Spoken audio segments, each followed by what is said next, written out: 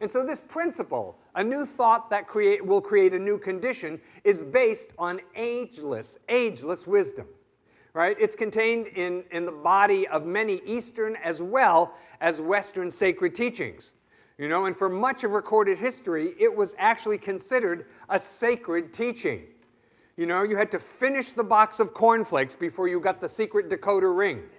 Right? You know, that it was something that you worked for years and years and years in mystery schools to eventually understand this little piece, that a new thought produces a new condition.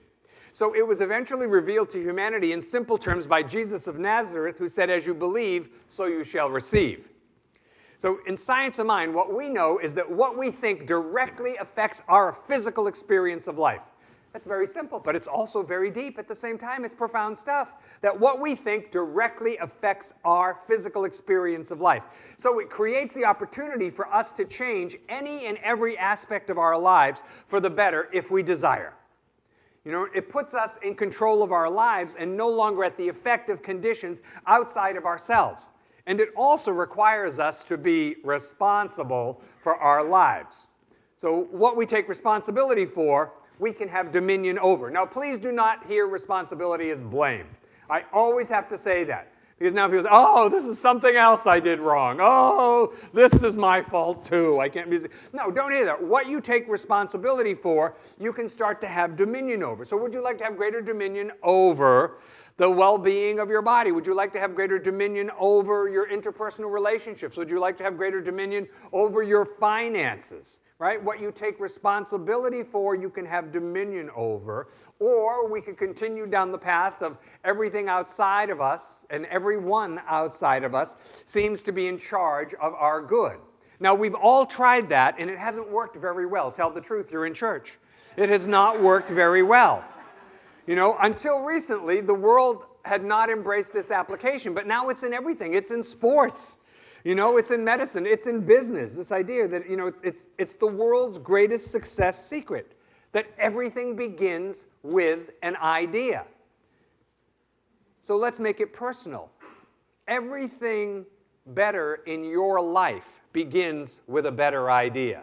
A better idea about you, a better idea about your life, a better idea about what's possible for you, a better idea about where you're headed. Right? You know, it's impossible for anything good to come out of negativity. You know, it's like you can't be negative enough that the universe just makes you produce its opposite. You know, it just isn't going to happen. You know, that Ernest Holmes, our founder, relied heavily on the teachings of Jesus, and owing to our modern knowledge of consciousness, the teachings of Jesus are actually better understood today and are more relevant today than they were back when he gave them, because consciousness has advanced. You know, we have a greater spiritual understanding today than when they were originally given. Do you see a place in your life where this is true? That it's done unto you as you believe. Do you see that anywhere in your life, that it's done unto you as you believe? Do you see that? Yeah, we all have that experience, right? So how about this? It's not I, but the Father within that doeth the work. Do you ever see that anywhere in your life? That something greater, that there's a higher power that's working through you when you let it. You know, when you sort of take your little paws off it and say, okay, I will let God, I will let God. Yeah, not I, but the Father within that doeth the work. And then one of the highest teachings that Jesus gave, I and the Father are one.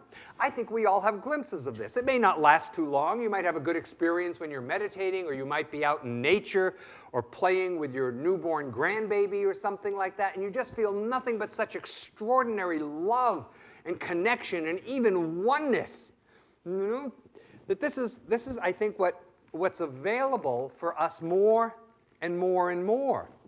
You know, that we have been preparing, many of us, for Passover and for Holy Week. Both have mystical roots. They are times to be free. You know, there's deliverance in both. That the Israelite people were delivered from Egypt, and Jesus came to deliver us from the belief that when we die, we die. You know? That life is good when we dwell in the consciousness of the Spirit. You know, when we know we're connected to something greater, you know, and that who we are is bigger than any circumstance or condition that we face, life gets a lot sweeter. You know, when you're free from attachment to the world, you get, it's funny that when you're free from attachment to the world, you get all of that and more back. But it's like you've got to be willing to loosen your hold on it so that it can come to you.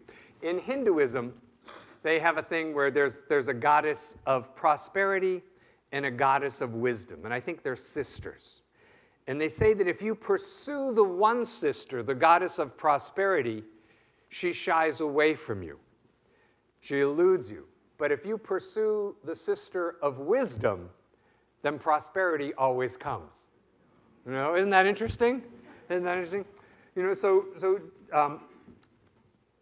I think it's difficult for us to give up attachment to the things of this world, because we think if we give up attachment to the things of this world, then we're not going to have them anymore. But what's actually so, what's spiritually accurate, is that we get to experience them in a greater way because we're free from them when we experience them.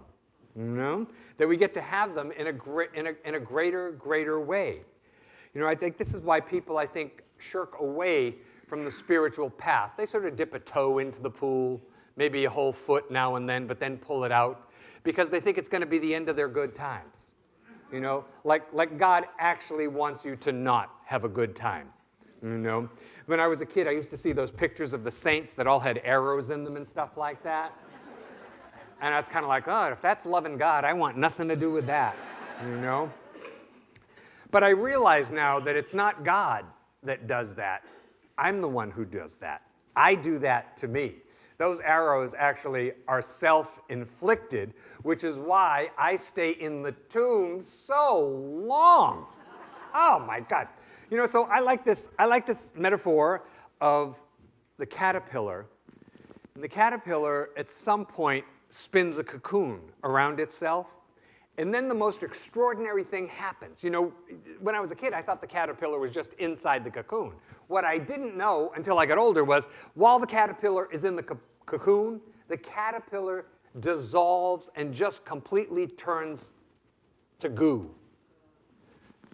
I can relate to that. I can.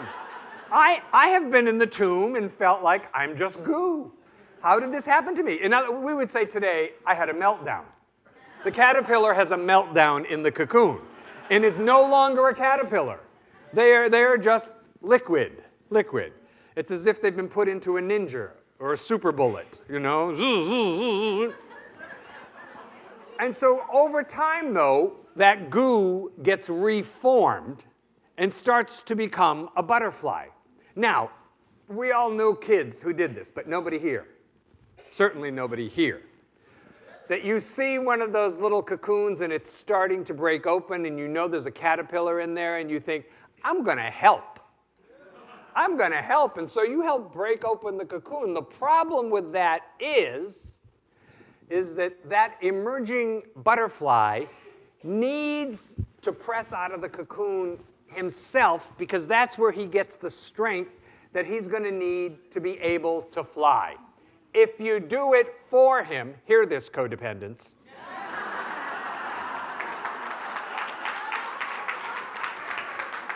Nature always teaches us, if you do it for him, he doesn't develop the strength to be able to do it for himself. Inherently, the wisdom is already within him to know how to do it for himself, right? So your helping is not helping, right? We have to just now, for those of us who are kind of feeling like we've been goo, and maybe there's even a little caterpillar-ness that's going to emerge into butterfly-ness in our future, hopefully our near future, we have to make the most of this time in between so that when we come out as a butterfly, we are not the same as we used to be. That we are a consciousness that is filled with spirit, that is filled with love, that is filled with light.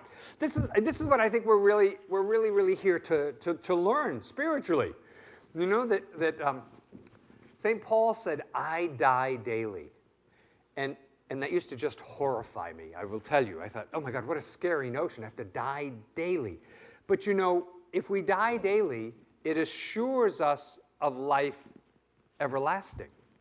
You know, that you can die daily to an old way of being, to old ideas, to old habits that don't work for you anymore, to old behaviors, to old beliefs about yourself in life that just do not serve who you are today. And every day you get to be reborn and have a new experience of life that's more loving and more joyful and better than anything you've ever known thus far. You know, when people so often say, well, you know, when I get really resurrected, you know, when I'm this new butterfly, then I'm going to do great stuff. But I got to tell you, you know, when the soldiers took Jesus in the garden, the scriptures say that one of the disciples cut off the ear, took a sword and cut off the ear of one of the guards who was there to take Jesus. And what Jesus did was that Jesus put the ear back and healed him. So, you know, this idea that we have to be perfected and everything in our life needs to be really good before we can be of any service or benefit to other people is not true. It's not accurate. In fact, one of the things that can help us get free from the tomb is to see and ask and be willing to help and be of service and extend love into the world where we are right now. See, because this is how things get better. This is how things get cleaned up in our life. If you wait for everything in your life to be perfect, you'll never do anything for anybody. You know, and that, unfortunately, is not a very good-looking life because you're just telling the universe, it's all about me. And that's just so unattractive in the big cosmic way, you know. So, you know, the quality of the season is about new life. You know, new life that's trying to come forward by means of us, that we are to say yes to new life so that a greater expression of God can be revealed in every area of our life.